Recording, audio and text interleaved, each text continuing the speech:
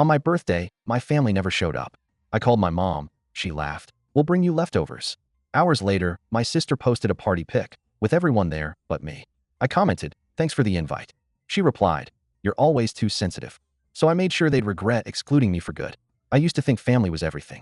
No matter what happened in life, bad days, breakups, losing jobs, whatever, I believed my family would always be there. That was supposed to be the one thing you could count on, right? Well, I learned the hard way that sometimes family is just a word. My name is Damien. I'm 42, divorced, and living alone in a small house on the outskirts of Denver. I work in IT, not exactly thrilling, but it pays the bills. I don't have kids, don't have a wife, and, apparently, don't have a family that gives a damn about me either. I should have seen it coming. The signs were there. Little things I ignored because I didn't want to believe my own mother, my own sister, my own father could treat me like an afterthought. But the truth has a way of slapping you in the face when you least expect it. And for me, that slap came on my birthday. I woke up that morning feeling off. You know that weird gut feeling, like something isn't right, but you can't put your finger on it? Yeah, that. But I brushed it off. It was my birthday, after all. I wasn't expecting a parade or anything, but I figured I'd at least hear from my family. Maybe a dinner, a cake, the usual. My mom, Diane, always hosted something for birthdays. Even when I was a kid, we had the same routine, dinner, cake, and the same off-key singing that always made us laugh. So I waited. Morning passed. No calls. Lunchtime came. No texts. By the time 3 p.m. rolled around, I was checking my phone every 5 minutes like in a hole. At 6 p.m., I gave in and called my mom. She answered on the second ring, her voice light and cheery. Hey, sweetheart. I exhaled, relieved. Hey, Mom. Are we doing anything tonight? A beat of silence. Then a laugh. A laugh. Oh, honey, she said, like I had just asked the dumbest question in the world. We thought you'd be busy, so we didn't plan anything. But don't worry, we'll bring you some leftovers. I blinked. Leftovers? Another laugh. Yeah, we just had a little get-together. Nothing big. My jaw tightened. A get-together. Without me. Oh, Damien, don't be so dramatic. Click. I hung up. I didn't even realize my hands were shaking until I looked down at them. I sat there for a long time, my phone still in my lap, just staring at the wall. I didn't even feel angry yet. Just empty. Then my phone buzzed. Callie posted a photo. I clicked on it, and there it was. A perfect, smiling group photo. My mom, my dad, my sister, Callie, and her husband. My cousins. Even a few family friends I barely talked to. And right in the middle of them all, holding a wine glass and laughing like she belonged there, my ex-wife, Clara. They had thrown a party. For my birthday. Without me. I sat there, heart pounding, staring at the cake on the table in front of them. My birthday cake. The one I should have been blowing candles out on. I don't know how long I stared at that picture before I finally left a comment. Thanks for the invite. A few minutes later, Callie replied. Oh, Damien, don't be so sensitive. You always make things awkward at family events. And that was it. That was the moment something inside me snapped. For years, I had let them treat me like an afterthought. Like a backup plan. Like I wasn't important enough to be included. But they were about to learn exactly what it felt like to be left out. I was done being the forgotten one. And I was going to make sure they'd regret it. I sat there for what felt like hours, staring at the screen, rereading Callie's comment until the words blurred. You always make things awkward at family events. It wasn't just the words that stung. It was the finality of it. The casual way she dismissed me like I was some distant acquaintance, not her brother. Like I was the problem. The rage came slow, creeping up my spine, settling in my chest. My heart pounded, my fingers twitched, my jaw clenched so tight I thought my teeth might crack. I wasn't sad anymore. I wasn't even disappointed. I was pissed. I could have let it go. That's what I'd always done. I had let them walk all over me for years, during my marriage, after my divorce. Every damn time they forgot to invite me somewhere. But this was different. This was intentional. I wasn't going to sit back and pretend it didn't bother me. I wasn't going to swallow my pride and wait for some half-assed apology that would never come. No, I was going to make sure they felt exactly what I felt. And that meant payback. For the next few days, I kept my head down, playing the long game. I didn't respond to any texts or calls. Though, let's be real, there weren't many. My mom sent a short, half-hearted, hope you had a nice birthday, sweetheart, text the next morning, as if I hadn't heard her laughing at me the night before. I ignored it. Instead, I started planning. If they wanted to cut me out, fine. But I was about to show them exactly what it felt like to be left behind. My first target? Clara. Seeing her in that photo, standing in my family's house, celebrating my birthday without me, was a slap in the face. She had always been good at playing the victim, making people believe I was the bad guy in our marriage. And my family. They bought it. Hook, line, and sinker. But I knew things about Clara. Things she wouldn't want getting out. Like the fact that she was still married to me when she started sleeping with her yoga instructor, Jake. Or that she used my name to take out a credit card she never paid off. Oh, and the best one. She wasn't as loyal to her new boyfriend, David, as she pretended to be. So, I sent David an anonymous message. Nothing dramatic, just a simple, "Hey, man, you should probably check Clara's text with Jake. Might save you some trouble." I didn't wait for a reply. Next, my sister. Callie had always been the golden child. The one who could do no wrong. The one my parents bent over backward for, even when she screwed up. I had kept my mouth shut when she borrowed money from me and forgot to pay it back. I had stayed quiet when she lied to my parents about why she missed family events, blaming work when she was really out partying. But I wasn't feeling generous anymore. I sent my mom a text that night. "Hey mom, just wondering, does Callie still owe you that $2,000 she borrowed? She told me she was paying you back this month, but I guess she lied to both of us." It was a lie, of course. Callie had never borrowed money from mom, but I knew exactly how my mother would react. She'd bring it up, and Callie? She'd be too flustered to deny it properly, too caught off guard to think straight. I smiled as I imagined the conversation unfolding. And then, there was mom. She was the hardest one to get back at. Not because she didn't deserve it. She absolutely did. But because I wanted her to feel the sting of what she had done. She had made her choice. She had chosen Clara over me. She had chosen Callie over me. So, I did what she had done to me. I shut her out. I stopped calling. I stopped texting. When she reached out, I let the messages sit unread. And when my dad finally texted me 2 weeks later, asking if everything was okay, I replied with, "Oh, Dad, don't be so sensitive." Exactly what Callie had said to me. And damn, it felt good. But I wasn't done yet. Because if they thought I was just going to let this go, they had another thing coming. They had taken me for granted for too long. And now, it was my turn to make them regret it. Over the next few weeks, things started shifting. I wasn't SDPID. I knew my messages had stirred the pot. I just didn't know how deep the cracks were until I started seeing them widen. First, it was Clara.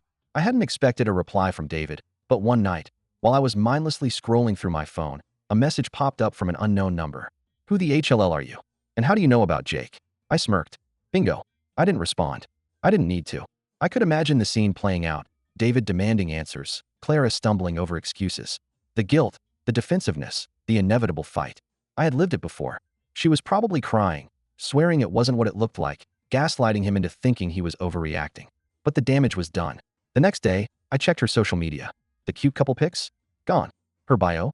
Changed from happily taken to nothing at all. I laughed. One down. Callie was next. I didn't hear anything for a while after my little lie about the borrowed money, but I knew my mom wouldn't let it slide. She was obsessive about things like that. So I just waited. And sure enough, 2 weeks later, Callie's name lit up my phone. I let it ring. She called again. And again. Then, a text. "Are you serious, Damien? Mom is losing her mind. Call me now." I didn't. Instead, I sent a single message back. "Oh, sorry. Thought you didn't like it when people were too sensitive."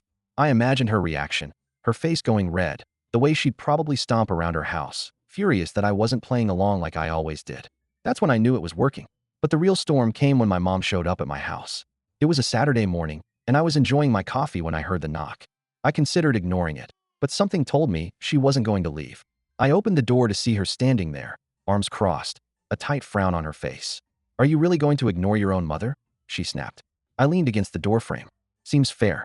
You ignored my birthday." She sighed heavily, like I was exhausting her. "Oh, for God's sake, Damien. You're still on that." I raised an eyebrow. "You mean the day my entire family got together to celebrate without me?" "Yeah, kinda hard to forget." She pursed her lips. "It wasn't like that." "Then what was it like?" I challenged. "Because from where I'm standing, it sure as HLL looked like you all went out of your way to make sure I wasn't there." She exhaled sharply, pinching the bridge of her nose. "Look," Callie said. "Oh," Callie said. I cut in. "Right. Because her word is gospel, huh?" She glared at me. "You've always been so dramatic." There it was again. That damn word. Dramatic. Sensitive. Overreacting. I pushed off the doorframe and took a step closer. "You know what's funny, Mom? If I had done this to Callie, you'd be furious. You'd be calling me cruel. But because it happened to me, I'm just being dramatic." She rolled her eyes. "You're twisting things." "No, I'm finally seeing things clearly," I said. "You didn't forget me, Mom. You made a choice. You chose to cut me out. And now you're here because, what? You're starting to feel guilty." She stiffened. I shook my head. Too little, too late. She opened her mouth like she wanted to argue, but I didn't give her the chance. I stepped back inside and shut the door in her face. I stood there for a long time, my heart pounding. And then I smiled. Because for the first time in years, I wasn't the one left out. The fallout started slow, little cracks that turned into fractures, then full-blown implosions. First, it was Clara. A week after David's cryptic text, I got a call from an unknown number. I let it go to voicemail. 30 seconds later, another call. Then another. Then, a text. Pick up the damn phone, Damien. Clara. I stared at the screen, debating whether to block her or have some fun. Curiosity won. I answered, keeping my voice casual. Wow. Haven't heard from you in a while. Miss me? You son of a BTCH. I grinned. That's not a nice way to greet your ex-husband. What the HLL did you do? She hissed. David left. He packed his stuff and left. He found out about Jake, and I know it was you. I leaned back in my chair, stretching. Huh, that's rough. Cut the crap, Damien. You don't get to ruin my relationship just because you're bitter about the past. I laughed. Oh no, Clara. This wasn't about the past. This was about the present. You showing up at my family's house, on my birthday, eating my damn cake while they pretended I didn't exist? That was your mistake. I just returned the favor. She sputtered, caught off guard. I what? You took my family, I said, voice steady. Now I took something from you. Feels crafty, doesn't it? She was silent for a beat. Then, the voice I knew all too well. The manipulative, sugar-coated one she used when she wanted something. Damien, listen, we don't have to do this. I didn't mean for any of that to happen. It wasn't personal. I snorted. That's funny, because it sure as HLL felt personal. She sighed. David was good to me. And I wasn't. Silence. I nodded to myself. Yeah, that's what I thought. Then I hung up. I sat there for a long moment, staring at the phone. I expected to feel some kind of guilt, but all I felt was satisfaction. One down. Callie was next. I didn't hear much from her at first, which meant she was either stewing in rage or scrambling to fix the mess I made with Mom. Probably both. Then, one evening, my phone buzzed with a new notification. Callie updated her status. Curious, I opened it. Nothing worse than people who thrive on drama. Some people need to get a life. I chuckled. A vague passive-aggressive post? Classic Callie. I didn't take the bait, though. I had already planted the seed. The damage was done. 2 days later, my cousin Jenna texted me. Dude, what the HLL is going on with your sister? I played dumb. What do you mean? She had a total meltdown at brunch. Your mom brought up the money thing, and Callie flipped out, started yelling about how you were trying to ruin her life. I smirked. Wow, sounds dramatic, right? She was going off about how you set her up and that you were out to get her. Mom just kept asking why she was so defensive if she didn't actually owe the money. I could practically hear Callie screeching in my head. Anyway, Jenna continued. Thought you'd get a kick out of it. Oh, I did. I really did. Then came my mom. After I shut the door in her face, she didn't reach out again. Not directly, anyway, but I knew her well enough to know she wouldn't let it go. Sure enough, 2 days later, my dad called. I let it ring. Then, a text.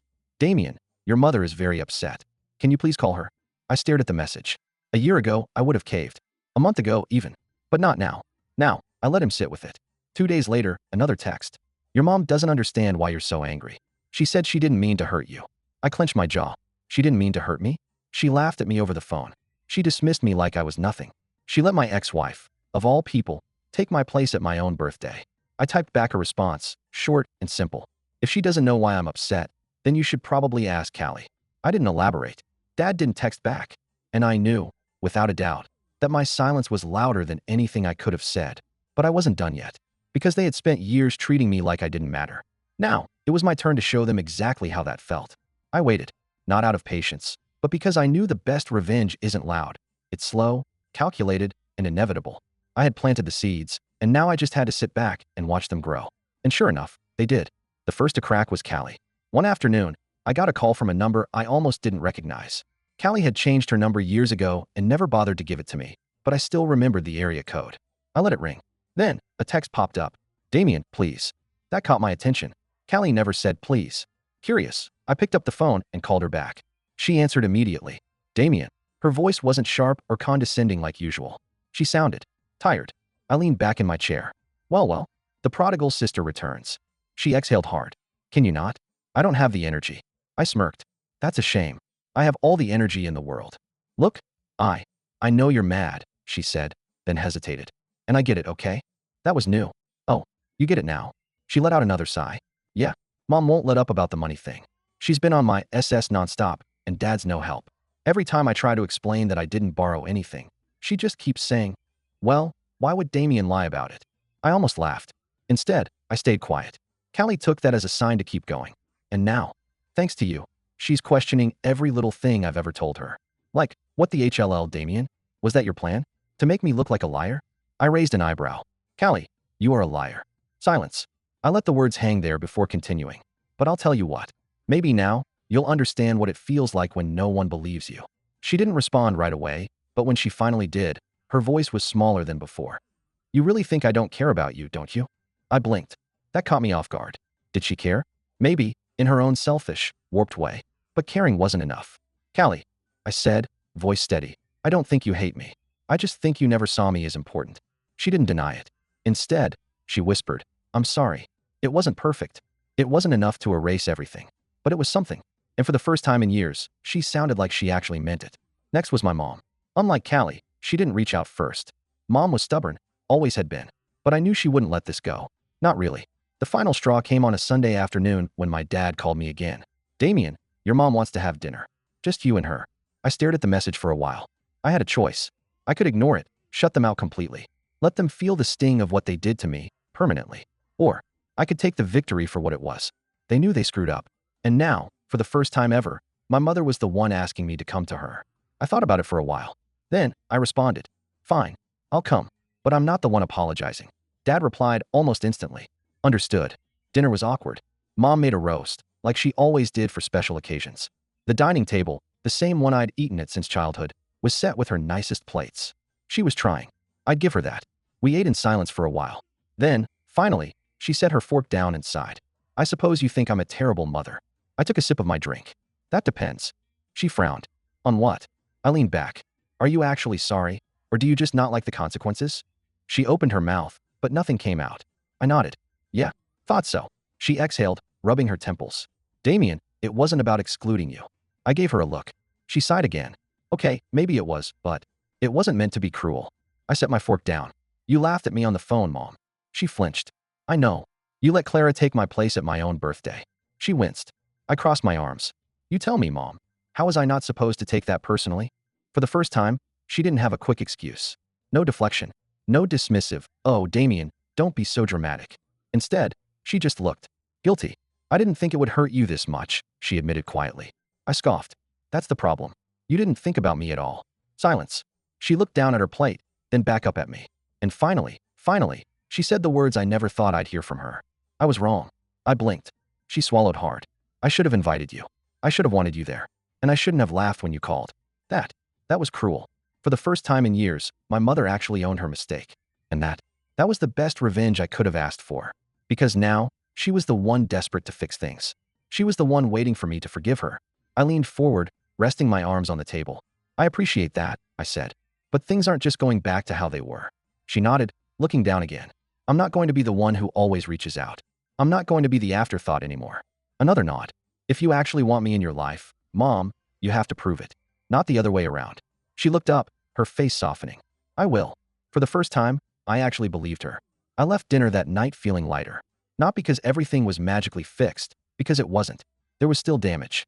There was still history. But for once, I had control. For once, they were the ones afraid of losing me. And that was the best revenge of all. They had taken me for granted. Now, they had to earn me back. And I wasn't making it easy.